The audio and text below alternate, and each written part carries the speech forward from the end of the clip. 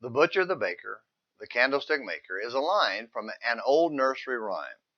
It starts with rub-a-dub-dub, 3 men in a tub, and who do you think they were? Then it ends with they all sailed out to sea, 'twas enough to make a man stare. Most of us remember the rhyme, but not the reason.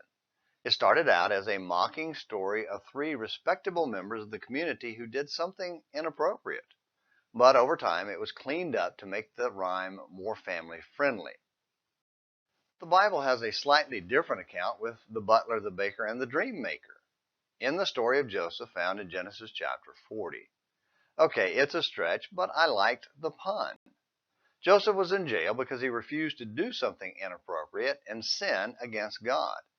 Potiphar's wife tried to seduce him, but he refused her advances. One day he had to literally run away and was falsely accused of assaulting her. That's why he was in jail.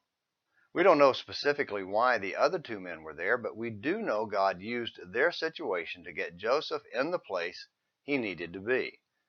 In other words, they were there for things they did of their own free will, but God acted miraculously in giving them dreams. Joseph had risen to run the jail just as he had risen to run Potiphar's house and was in position to learn of their dreams and then interpreted them by the power of God. The butler was going back to serve the king, but the baker was going to die. Joseph asked the butler to remember him and plead his case to the Pharaoh.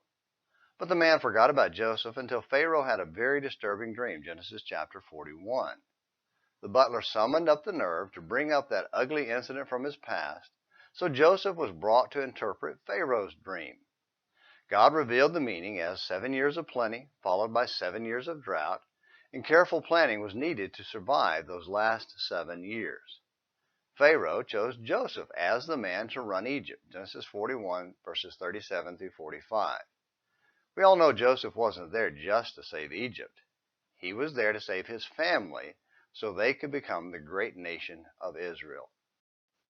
And here we have another parallel with Jesus. He too came to the right place and time according to God's plans. Galatians 4, verse 4.